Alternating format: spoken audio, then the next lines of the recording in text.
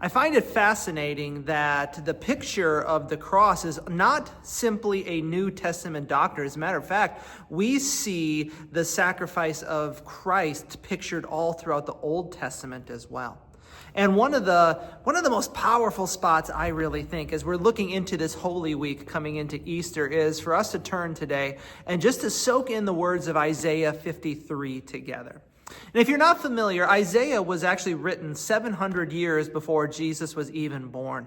And yet in it, we see depiction after depiction and prophecy after prophecy of how Jesus was going to be born, what he was going to do, how he's going to die, how he was going to reign forever as the Messiah, the one who is setting up his reign. Isaiah is chock full of the pictures of Christ.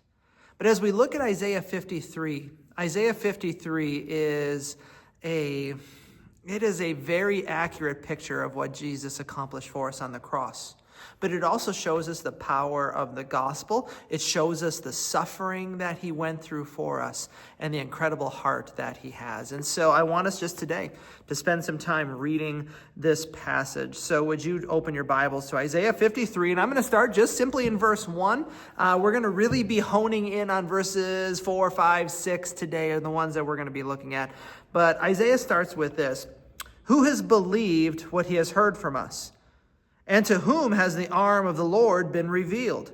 For he," and now this is talking about Jesus, the Messiah, "for he grew up before him like a young plant, and like a root out of dry ground. He had no form or majesty that we should look at him, and no beauty that we should desire him." And so what Isaiah is really saying here, that it wasn't Jesus's physical appearance that was attracting people to him. It wasn't riches. It wasn't that he came and just exploded here in this, what we would think of earthly powerful way. He had no form or majesty.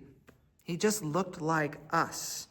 Isaiah is reminding us that it was about what Jesus was going to do for us that was important.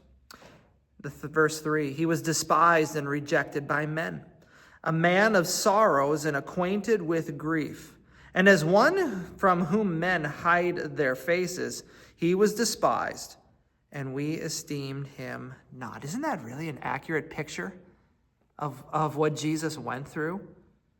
He wasn't overly welcomed by Jewish society, and frankly, even in today's world, he's not overly welcomed.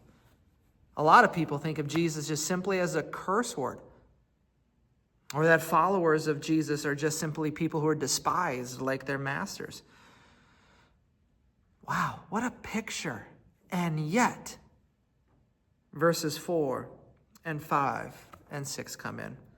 "Surely he has borne our griefs and carried our sorrows, yet we esteemed him stricken, smitten by God and afflicted. But he was wounded for our transgressions, he was crushed for our iniquities, and upon him was the chastisement that brought us peace, and with his stripes we are healed."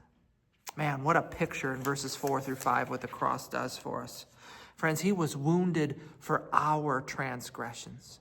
If you remember, as Paul was writing to the Corinthian church, he reminds us very clearly that Jesus, the righteous, died for the unrighteous so that we might become children of God.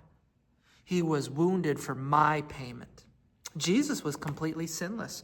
He was crushed for our iniquities. The sin that sometimes we take so cavalierly, Jesus paid for and was terrorized with on the cross at Calvary. He paid that price for us. He was crushed for our iniquities. Upon him was the chastisement that brought us peace, which reminds us that God is an incredibly just God and could not let the sins that we sinned go unpunished.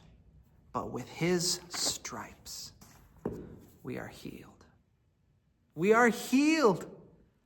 This is why Easter, this is why Good Friday are such highlights in the life of a believer. Yes, we need to contemplate our sin. Yes, we need to have our eyes fixed on Jesus in this way. But friends, we have to remember this, that God himself, Jesus Christ, came to this earth to pay the price for your sin and for mine. And friends, for that there is great joy.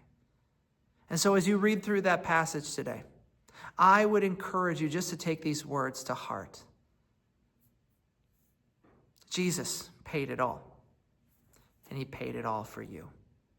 I want to invite you, if you don't have a church home, to join us here at the Oconto Gospel Chapel in Oconto, Wisconsin, for our Holy Week times, Palm Sunday, 8 and 10:30 a.m. We have our Good Friday service at 6 p.m. on Friday. We're having a kids' movie night, our family movie night here at OGC on Saturday at 5:30. But Easter Sunday, we're also going to worship God because of all he has done at 8 and 10:30 in the morning. So come and join us if you don't have a church home. If you do, and you're just watching these videos throughout the week, I would encourage you to celebrate like none other, because it is by his wounds we are healed.